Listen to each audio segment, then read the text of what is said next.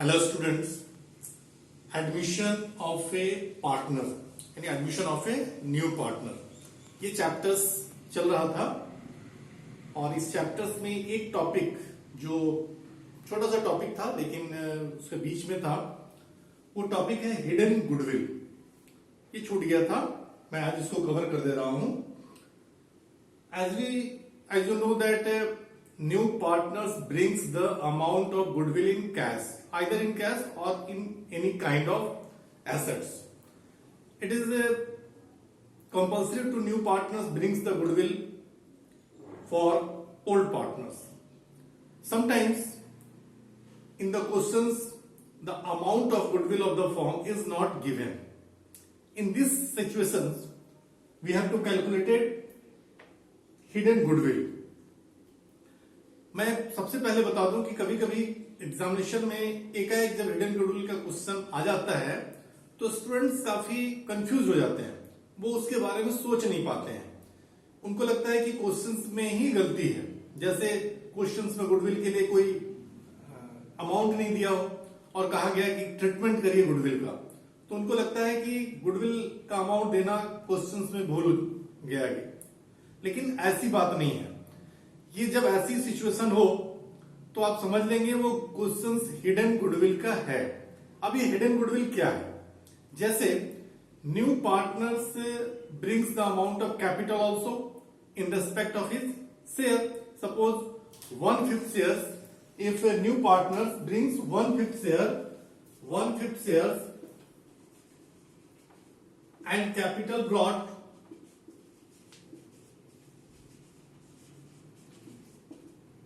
₹50,000 means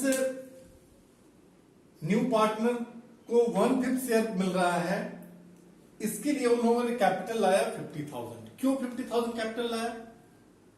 इसका meaning होगा कि जो न्यू पार्टनर्स कैपिटल देगा वो तो in respect of the total firm capital देगा। टोटल फर्म की जो कैपिटल है उसके रेस्पेक्ट में वो 1/5 देगा। तो यहां पर अगर 1/5 शेयर ऑफ 50,000 है तो हम इससे कैलकुलेट कर सकते हैं कि as per capital should be the form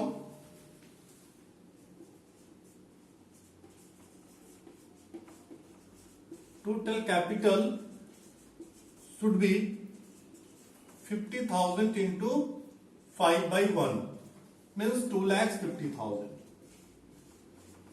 ये बहुत सिंपल है कि अगर कोई न्यू पार्टनर 1/5 के लिए 50,000 शेयर दे रहा है, कैपिटल दे रहा है, तो सर्टेनली 2,50,000 पूरे फर्म की कैपिटल होनी चाहिए। अब ये 2,50,000 एक्चुअली कैपिटल होनी चाहिए, लेकिन अब हम देखते हैं कि what is the actual capital of the firm, क्योंकि जो डिफरेंस होगा वही उसका गुडविल होगा। क्योंकि जो book value of the assets है और जो market value of the assets है, ये जो डिफरेंस होते हैं इसी को हम लोग गुडविल कहते हैं। तो suppose in this question 1/5 share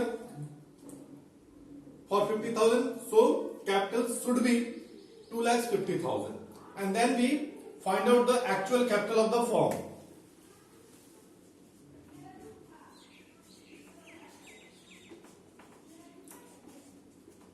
ए का 1 लाख, बी 60,000, C 50,000।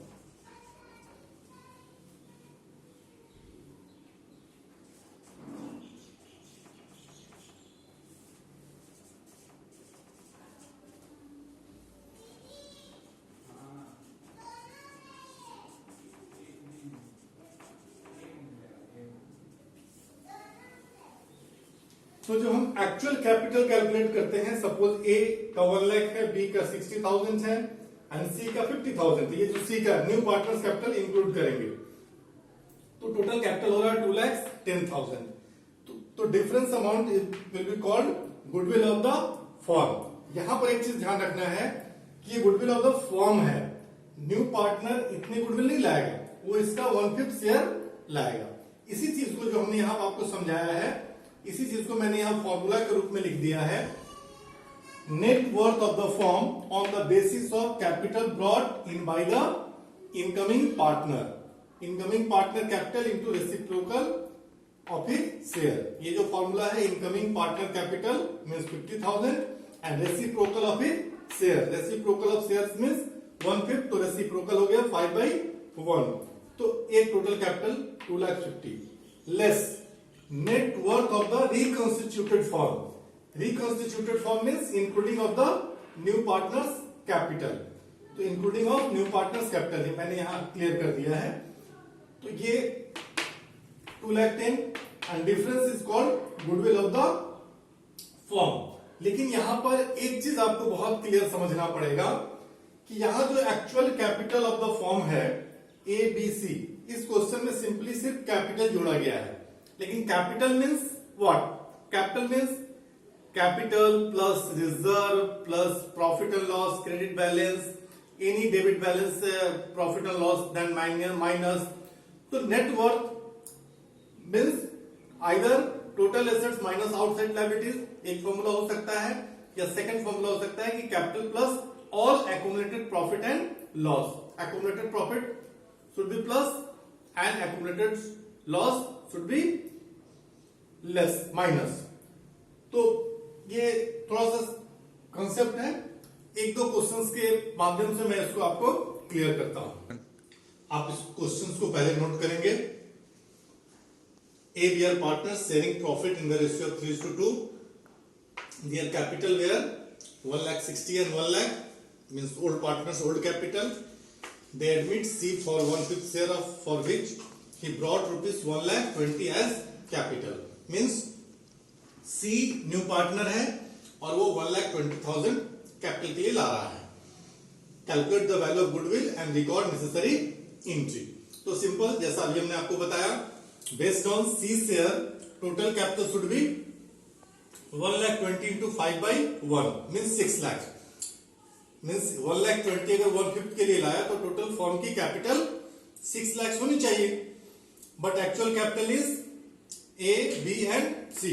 यहां पर एक चीज यही ध्यान रखना है आप स्टूडेंट्स को, स्टूडेंट यही गलती करते हैं कि वो C के कैपिटल को टोटल कैपिटल यानी एक्चुअल कैपिटल में ऐड नहीं करते हैं, ये भूल होती है आपसे, तो इसका ध्यान रखेंगे। मैं बार बार बता रहा हूं, तीनों पार्टनर के कैपिटल को ऐड किया गया, difference amount is called goodwill of the form. और दूसरी भूल ये होगी कि गुडविल ऑफ द फॉर्म के बाद इसी को आप न्यू पार्टनर्स गुडविल मान लेते हैं, ऐसा भी नहीं करना है। Then you calculate C sharing goodwill 2,20,000 into 1/5 44,000 and certainly C not bring the goodwill in cash, so journal entry will be C current account debit to A's capital to B's capital in the ratio of sacrificing, that means 3:2। तो ये एक दो question मैं और ले रहा हूं जिसमें आपका रिजर्व वगैरह रहेगा, तो इस क्वेश्चन के बाद आप एक दूसरा क्वेश्चन नोट करिए। Here is a question of hidden goodwill. Simple question, balance sheet is given, but in balance sheet you have to mention, ये आपको ध्यान रखना है, reserve, profit and loss and advertisement suspense. All are the accumulated profit and loss. ये इसका treatment hidden goodwill के समय संभव है, होना है। Z as a partner for 1/5 share in the profit and Z brings 50,000 as his capital. तो यहां पर जेड का कैपिटल 50,000 है, 1/5 शेयर है, तो इसका टोटल कैपिटल कितना होना चाहिए? 2,50,000। But when we calculate actual capital, then capital of A, capital of B and capital of C plus reserve plus profit and loss, because it is also a part of old partners capital, firm net worth. So when we calculate actual capital, A's capital, B's capital, C's capital plus reserve plus profit and loss and minus advertisement suspense account. अगर यहाँ पर कोई भी deferred revenue expenditure रहता है, advertisement suspense रहता है या फिर प्रॉफिट एंड लॉस का डेबिट होता है, तो वो माइनस करेंगे। तो इससे हम कैलकुलेट करेंगे तो एक्चुअल कैपिटल हमारा आएगा 2 lakh. Then goodwill of the firm should be 50,000। अभी हम सॉल्यूशन इसका देखेंगे। एक्चुअल कैपिटल का एक दूसरा फॉर्मूला भी है, total assets 2,65,000 minus outside liabilities 1 lakh. Outside liability is only sundry creditor and minus advertisement suspense. तो ऐसे में 2 lakhs आ जाएगा।